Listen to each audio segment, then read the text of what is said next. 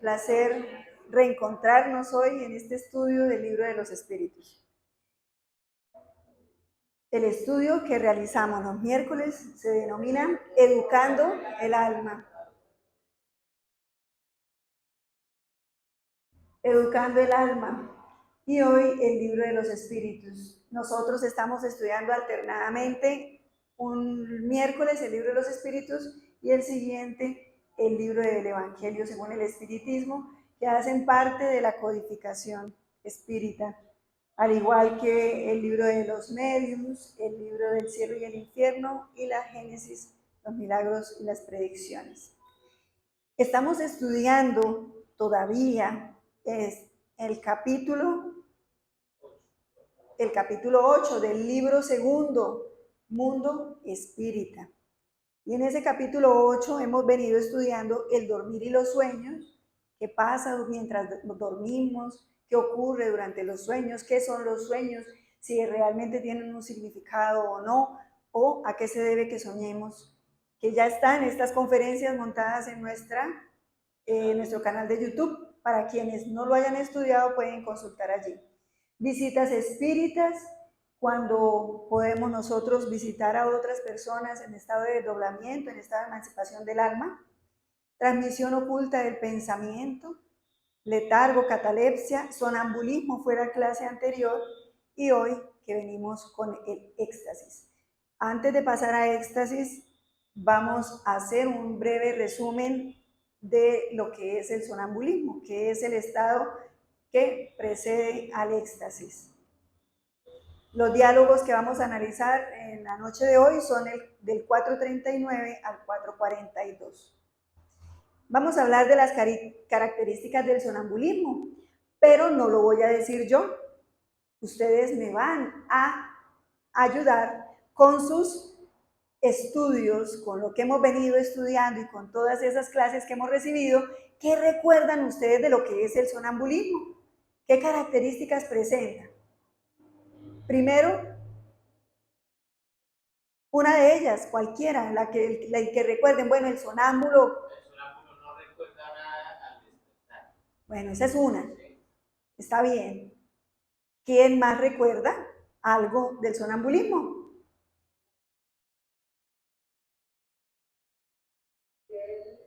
Todo lo hace dormido, bien hecho, y como si anda con los ojos abiertos.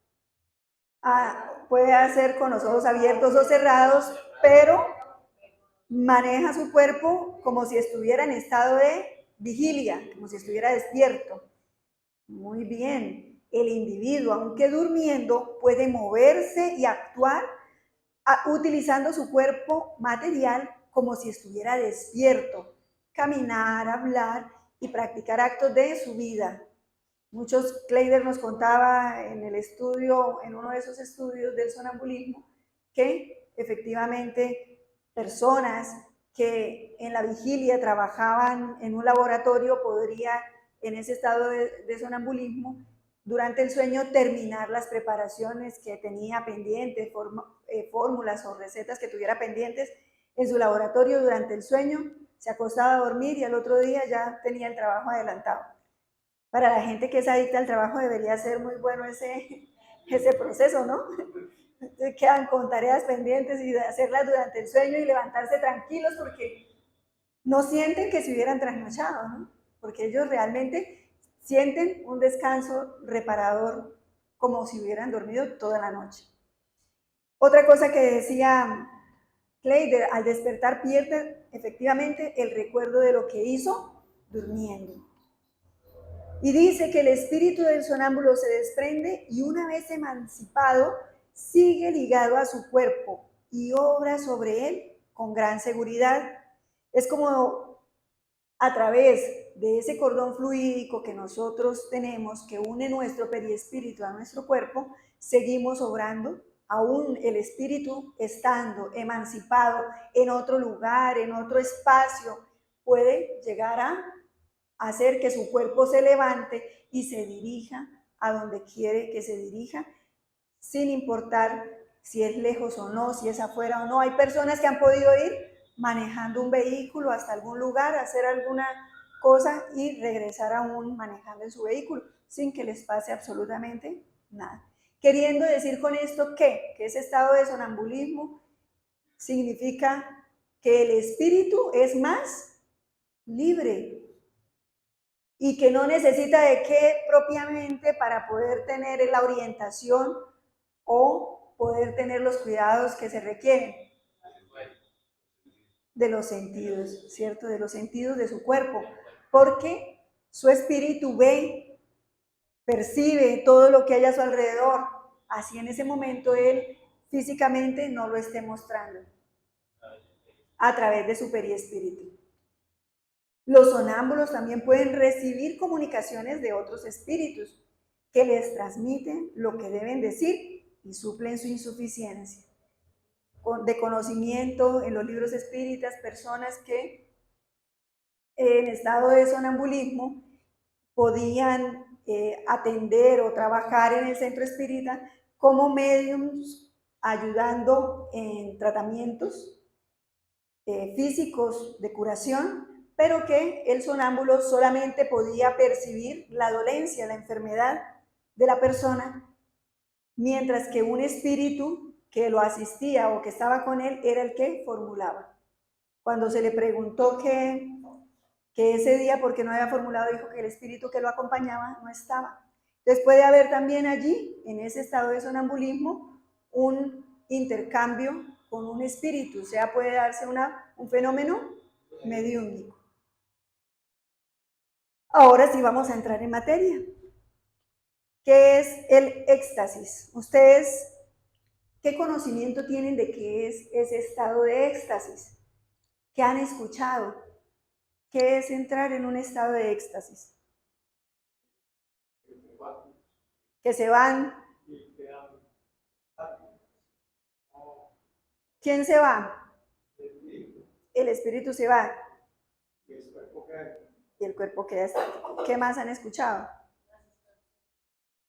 Ah, bueno, eso es obviamente también aquí hay una sustancia alucinógena que se llama también éxtasis, que es una sustancia. Pero yo creo que está relacionado con lo que es esto. Pues le dieron el nombre a esa, relacionándolo con un estado que alterado de su conciencia, fuera de sí. ¿Alguien más que tenga algún estado de emancipación del alma, donde el espíritu tiene mayor libertad? Un estado de emancipación. De llegar a mundos diferentes, superiores. Bueno. Más desprendido de excelente. Sí. Vamos a seguir adelante. Es que ya dijo las ratas. Vamos. Mira, molestando.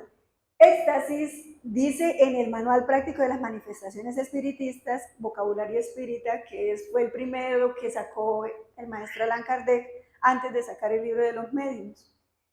Dice, éxtasis del griego ekestasis, trastorno del espíritu, formado de existen, que es quedar asombrado. Y dice, paroxismo de la emancipación del alma durante la vida corporal, del que resulta la suspensión momentánea de las facultades perceptivas y sensitivas de los órganos. Lo que decía Alvarito, la persona entra en un estado de quietud, de que no se le perciben casi a veces ni los signos vitales, entra en un estado casi que de desprendimiento total.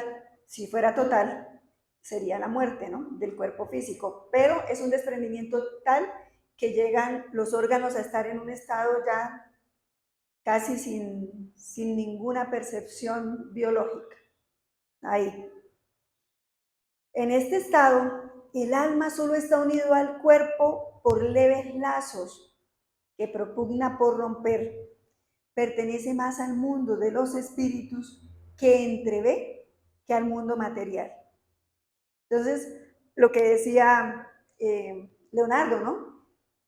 Puede llegar a ver y entrever otros mundos, y mundos mejores que A él añora, porque cuando nosotros estamos en estado de emancipación del alma y vemos esos lugares hermosos, podemos llegar a sentir que el regreso es agradable o desagradable. Desagradable, porque aquí estamos sujetos a esta materia densa. Entonces, ese estado de emancipación, ese estado de éxtasis, ¿será que implica una superioridad del espíritu que está encarnado y que tiene esa facultad? ¿Ustedes qué dicen? ¿Es una persona que tiene un grado de evolución superior al de nosotros? ¿Aquel que puede llegar a ese estado de éxtasis? Creo que es una facultad como cualquier otra, como la mentalidad, pero siempre pues, va a tener unas características especiales dependiendo del grado de evolución del espíritu. Exacto. ¿Usted qué dice, Leo? Que no está relacionado con la evolución del espíritu de la persona.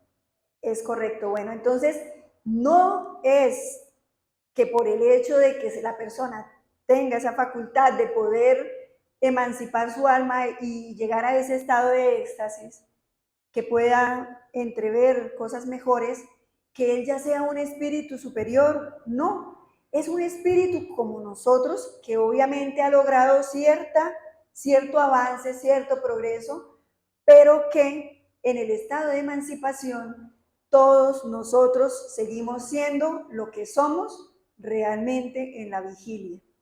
En la vigilia muchas veces nosotros, ¿qué hacemos?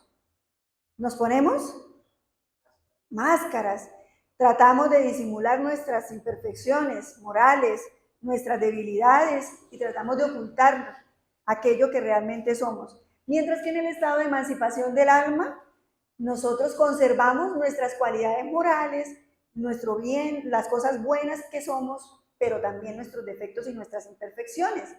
Y en ese estado de emancipación también podemos manifestar esa realidad que sí somos, de espíritus en proceso de evolución, en estado evolutivo.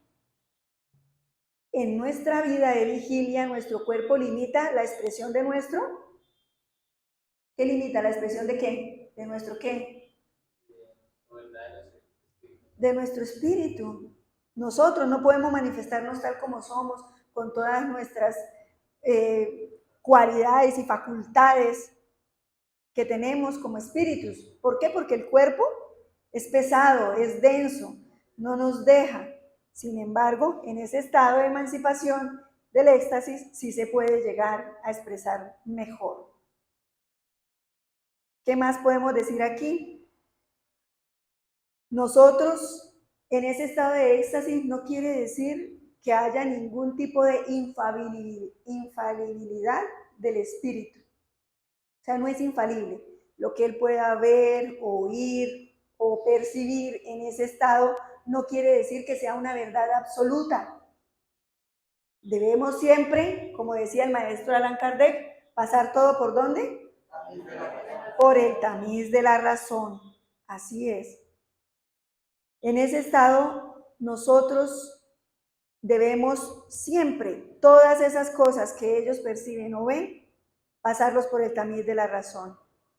Tener en cuenta también el bien y el mal, si eso es bueno, si es malo, si tiene relación con lo que hemos aprendido, de lo que son las leyes de Dios, de nuestro conocimiento, del bien y del mal, si realmente es racional, si es lógico, algo de lo que ellos están expresando, que ven o perciben en esos momentos de éxtasis.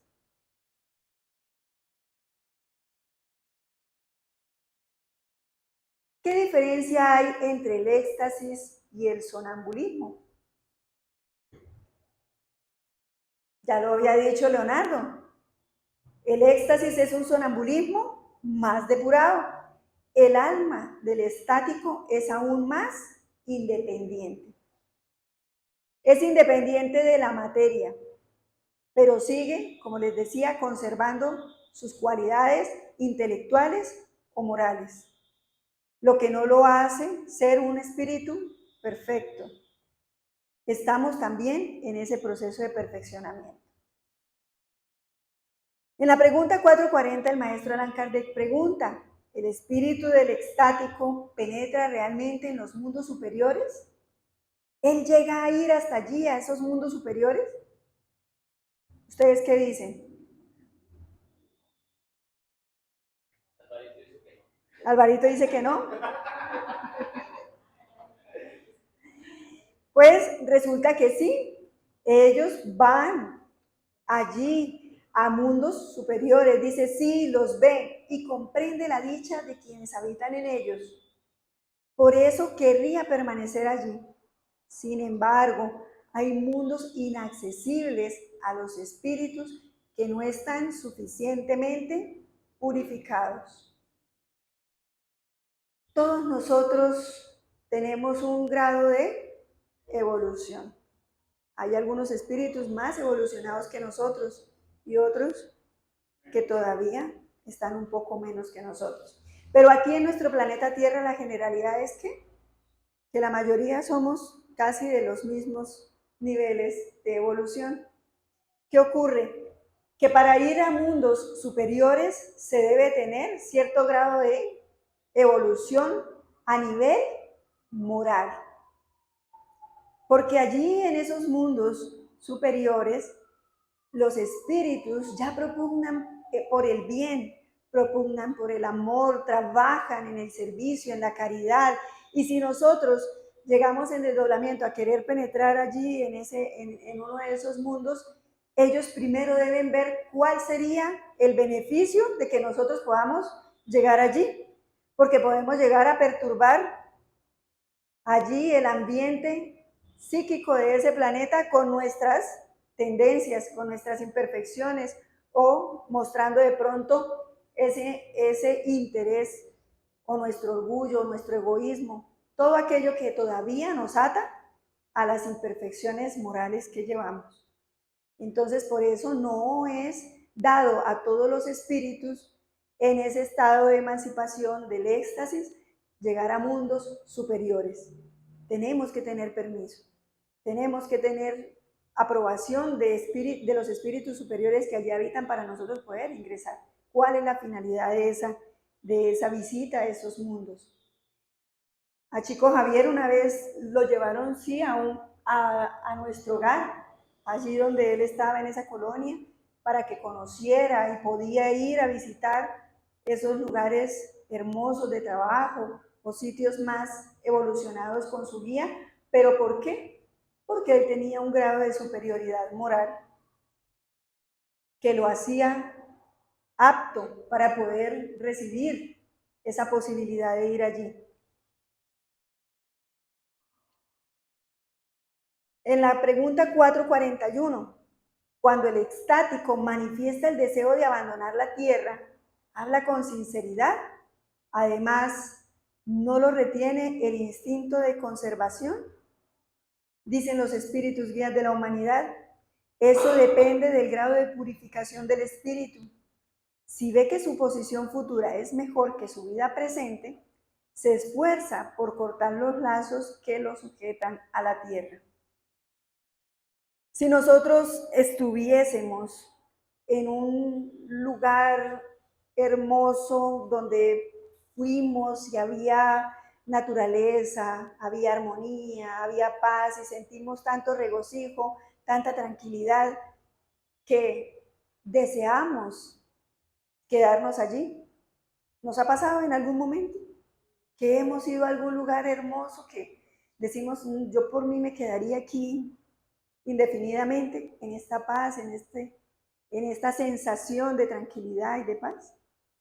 Bueno, así mismo pasa en ese estado cuando ellos van y visitan esos mundos. Ven todo tan hermoso, tan luminoso, tan en paz. Hay tanto amor en el ambiente que quisieran quedarse allí. Pero ¿qué ocurriría entonces si nosotros decidiéramos cortar esos lazos que nos sujetan a la tierra? ¿Qué sucedería? Llegaría la muerte. Y sería una muerte voluntaria. Exactamente, un suicidio. ¿Cómo? Ajá, exactamente. Dice, ¿para qué entonces? ¿Cuál es el objetivo de que ellos vayan a esos mundos, de que ellos puedan desligarse del cuerpo y visitar esos lugares? Dice, para ofrecernos nuevos temas de estudio, para nosotros poder comprender mejor esas facultades de nuestra alma, lo que podemos llegar a hacer, lo que todavía estamos en capacidad de desarrollar como facultades anímicas nuestras, de nuestro espíritu, y poder desarrollarlas con un fin útil. ¿Cuál sería ese fin útil? El progreso de la humanidad. Asimismo, cada vez que se estudian estos casos, se da cuenta la humanidad de que existe la inmortalidad del alma, de que somos espíritus, que vivimos temporalmente una experiencia física y que esa independencia de la materia nos hace a nosotros que comprendamos que somos espíritus viviendo una realidad física y no al revés. Todos nosotros tenemos esa posibilidad de desarrollar esas facultades anímicas. Pero ¿qué debemos hacer? ¿Qué debemos hacer para nosotros llegar a desarrollar ciertas facultades que pudieran estar dentro de eso? Hablan mucho en el Oriente de la meditación profunda. Hay meditaciones, personas que se dedican a esos procesos de meditación profunda, que logran entrar en esos estados de autoconciencia que llega un momento en el que bajan los latidos cardíacos y entran en esos estados de quietud y empiezan a ejercitar ese trabajo. ¿De qué? De emanciparse. Y al emanciparse, empiezan a hacer esos ejercicios de qué? De ir a otros lugares, eso es gradual, no puede ser de un momento para otro. Personas que se dedican, se consagran y que hacen todos estos ejercicios, además de buscar también la práctica del bien, de la caridad. Nosotros debemos pensar también en que como espíritus inmortales que somos, tenemos el deber de buscar nuestro progreso intelecto moral. Espíritus místicos de personas religiosas, hemos escuchado historias de personas religiosas que dicen entrar en esos estados de éxtasis donde han tenido revelaciones, que Jesús se presentó, que María se presentó ante ellos, que les dijeron que debían orar, que debían hacer el rosario. Muchos otros han encontrado que fueron reveladas en esos momentos de éxtasis, pudieron encontrar su verdadero sentido de vida, su verdadera trascendencia. Monjas, sacerdotes, que en esos estados de éxtasis tuvieron esas revelaciones de los espíritus superiores y que ellos decían que eran María, que era el mismo Jesús que se presentaba para indicarles ciertas cosas que debían hacer. Entonces, hay muchos que nosotros hemos escuchado en la Iglesia Católica, que es lo que más de pronto cercano vemos de esos estados de éxtasis donde ellos revelan todas estas cosas. Si nosotros, pregunta Kardec, si se abandonara el estático a sí mismo, ¿podría su alma dejar el cuerpo de forma definitiva? Y ellos dicen, sí, puede morir.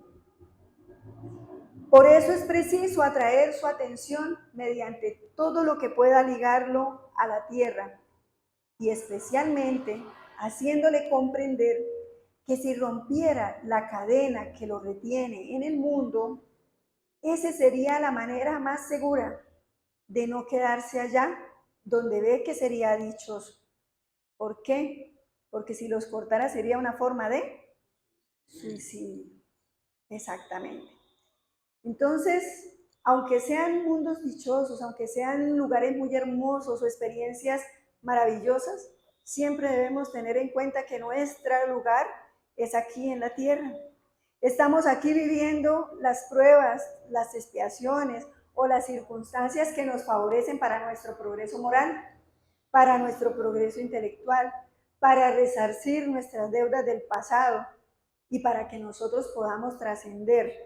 Si nosotros cortamos esos lazos, estamos incurriendo en una transgresión a la ley de Dios.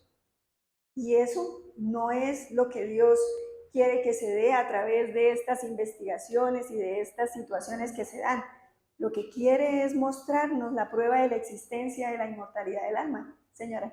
Una pregunta, tú decías, bueno, me dice que se puede cortar en ese momento, pero ¿cómo decide cortar ese lazo en ese momento? Simplemente, ¿cómo lo decide? Pues él piensa en ese momento que está allí en quedarse y no quiere regresar al cuerpo. Y a voluntad, al no querer regresar. Y como decía ahí, que los lazos que los unen son tan tenues, tan leves, tan sutiles, están en un grado ya tan sutil los lazos que lo unen, que fácilmente puede llegar a romperlos, a desprenderse y a querer quedarse allí, pero obviamente por ir en transgredir la ley de Dios, va a ir al contrario a mundos diferentes, mundos de sufrimiento, al mundo espiritual, en lugares donde va a sufrir, va a expiar. Hay una historia en la revista Espírita de 1869 de un señor que es se me olvidó el Pergolesi. Perdón. Pergolesi. Él, cuando nació en Nápoles, en Italia, la mamá lo consentía, le hablaba, y el bebé, aún en los brazos, mostraba que él había momentos en los que se quedaba como con la mirada perdida y empezaba a sonreír y a emocionarse, y la mamá no entendía y ella pensaba que era porque él se ponía muy contento con las historias y los cantos que ella le interpretaba. En la medida en que él fue creciendo, él fue mostrando que esos episodios eran a veces más frecuentes. Él entraba en un estado en el que no sabía si estaba dormido o despierto, pero empezaba a escuchar en el eco como de su alma melodías que él sentía que le brindaban paz, que le brindaban armonía y alegría. Él no entendía por qué pasaba eso. Estando ya en la edad más o menos de los 32 años, él enfermó, y estando enfermo en una época que era la época de la Semana Santa, él ya estaba muy débil. Él era pianista, componía obras. ¿Qué hizo él? Estando allí con las pocas fuerzas que tenía, porque estaba muy débil, tenía una enfermedad que no le habían detectado todavía que era, él ingresa a la iglesia en esa Semana Santa, en esa Semana Mayor, y estando allí cuentan que él empieza a caminar y empieza a sentir que todo era diferente, que se iluminaba el recinto de esa iglesia y que allí donde había tanta gente solamente escuchaba melodías angelicales. Esas melodías angelicales lo transportaron de una manera en la que él dejó de sentir cualquier dolor, cualquier sensación de sufrimiento que tuviera. En ese momento, en ese éxtasis maravilloso, él empezó a ver siluetas de seres angelicales, seres hermosos que interpretaban estas tonalidades que él escuchaba.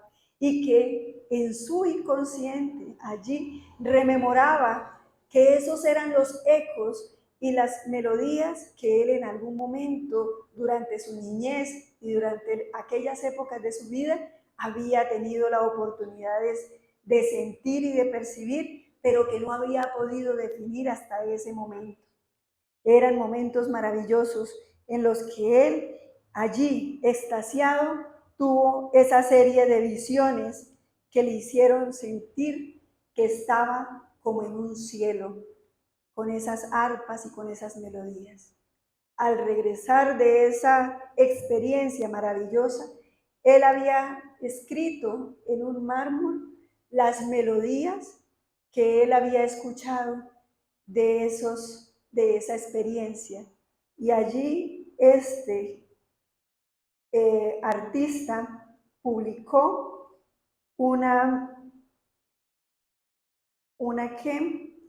esa melodía la publicó y se llama Magnet Sabbat, es que no me sé bien, perdón, pero es una melodía de piano muy hermosa que él trajo de esa experiencia.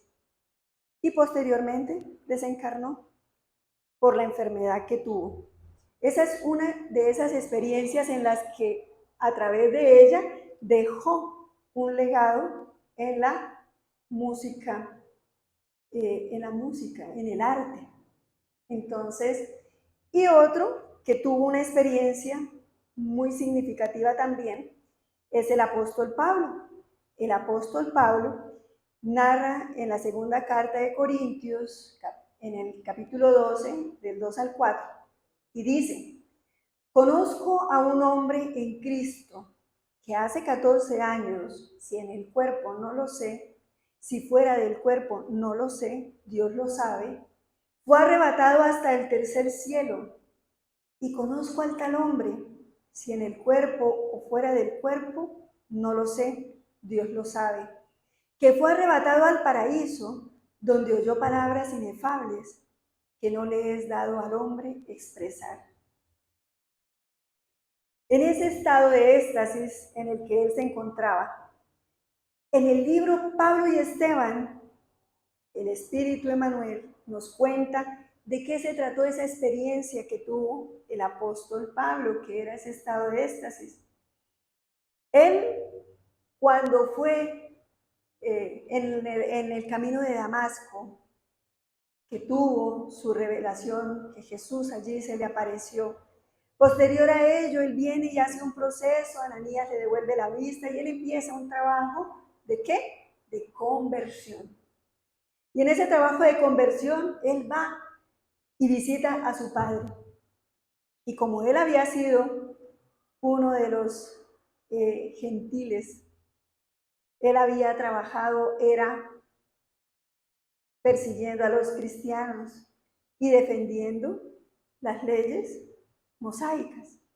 Entonces, ¿qué ocurría allí? El papá se sentía avergonzado de él. El papá se sentía avergonzado de él y le dijo: no, hijo, yo no puedo tenerte aquí. Lo siento, tú elegiste un camino diferente, yo acá no puedo tenerte.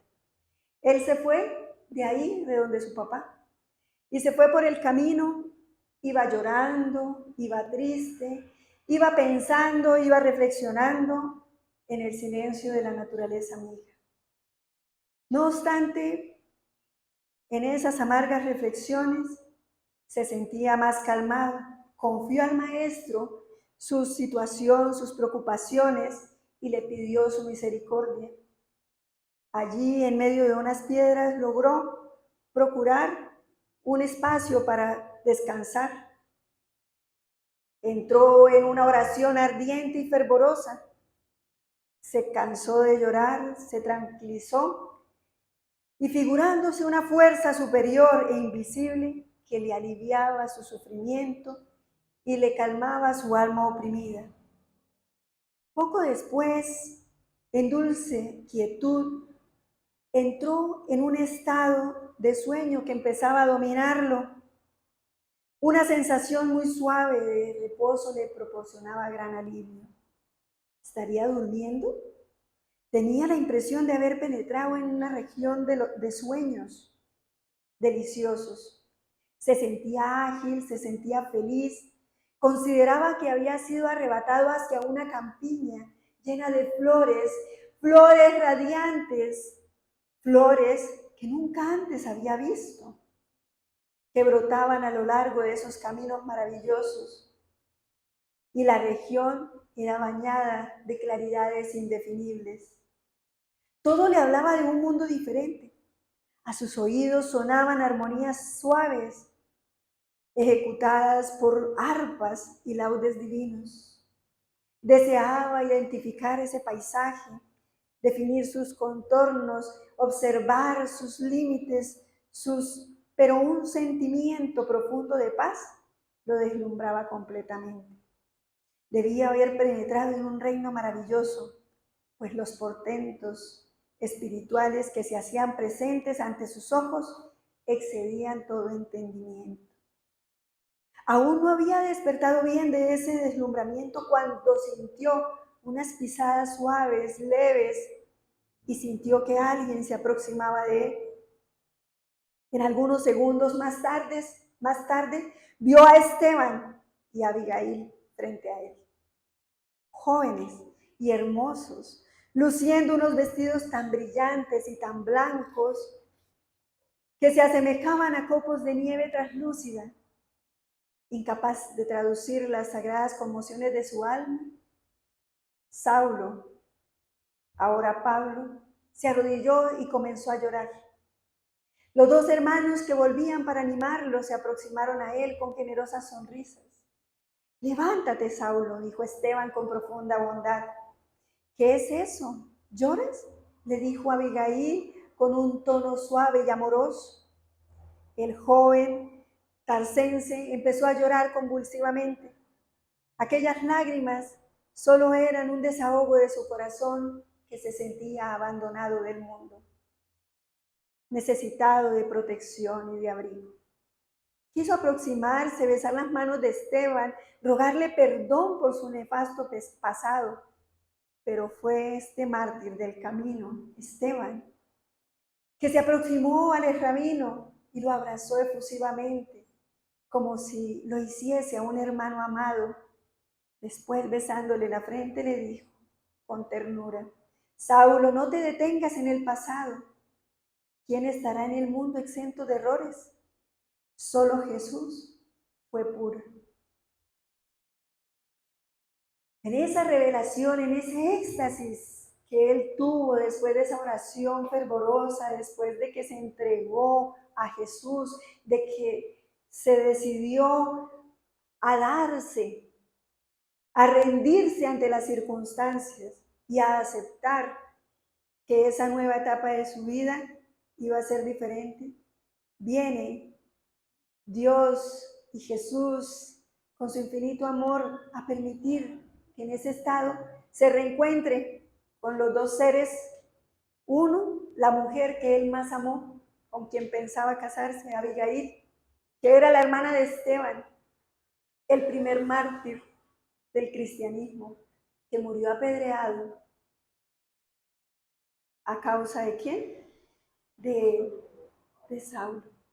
Saulo ordenó que lo apedrearan. Y este libro de Pablo y Esteban es muy hermoso, aparte de todo, haciendo un paréntesis aquí, para que lo lean, porque realmente aquí en esta experiencia que tuvo Pablo y que él cuenta, esos estados de éxtasis, dependiendo de nuestra elevación moral, de nuestros esfuerzos en el bien, pueden ser experiencias maravillosas que nos permitan a nosotros relacionarnos con espíritus buenos, con espíritus que quieran el bien, que quieran orientarnos, que quieran ayudarnos en ese transitar de esta existencia. Entonces, queridos hermanos, nosotros debemos entender el objetivo de estas facultades anímicas que tienen, que podemos llegar a desarrollar en algún momento, o si conocemos de alguien que ya las haya desarrollado y que ya pueda tener la posibilidad de entrar en esos estados, ¿cuál es la finalidad, no es que lo vamos a endiosar, ay no, es que Él es el que hace, el que entra en estado de éxtasis, muestre qué necesita y vamos a... No, es un ser como nosotros, con sus posibilidades, con su crecimiento espiritual, intelectual, moral, pero no es perfecto, no es un Dios, no es un ser extraordinario en sus facultades morales, Señor. Yo he tenido experiencias cuando comencé con la doctrina espírita. Estuve en las tareas de desarrollo jurídico con la hermana Fuente de Cardona, una mesa redonda. Por estar ahí en la mesa, yo entré en un estado mental muy profundo. Pero el primer paso fue en el desdoblamiento. Fui ayudado por unos hermanos espirituales que me llevaron en una camilla. De un lugar me llevaron a una camilla y después me sentí como en una nave. Y en esa nave, como cuando tú ves la Guerra de las Galaxias, que es para la velocidad de la luz, así me transporté y llegué a una región espiritual de un arco iris espectacular. Cuando terminó la reunión, me tocaron en el hombro. Ya había terminado la reunión, pero yo no había bajado allá. Yo todavía me sentía como que estuviera allá, con los brazos así, los pies, mejor dicho, totalmente que no tenía pies ni manos. Mi cuerpo sentía mi cuerpo. Entonces me despertaron, yo me desperté. Cuando salí del salón único, yo era como si caminara en el aire. Me sentía tan liviano,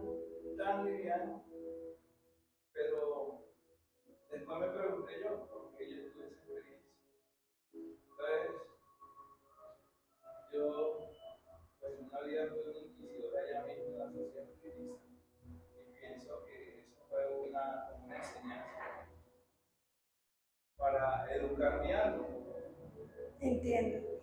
Pues igual nosotros sabemos que pues en las tareas de desarrollo mediúmnico son ejercicios que se hacen y que ahí mismo el que dirige la tarea debe entrar a orientar esas percepciones. Pero el objetivo de todo esto es comprobar que somos espíritus, que no es solo nuestro cuerpo, que no nos debemos solo a la materia y que debemos procurar por cada día ser mejores para que nosotros, el espíritu que habita en este cuerpo, cada vez más purificado, podamos ir avanzando en ese proceso evolutivo. Esa es la experiencia para constatar que hay una realidad espiritual. Claro, sí, así es. Bueno, vamos a terminar, vamos a finalizar para continuar con los pases.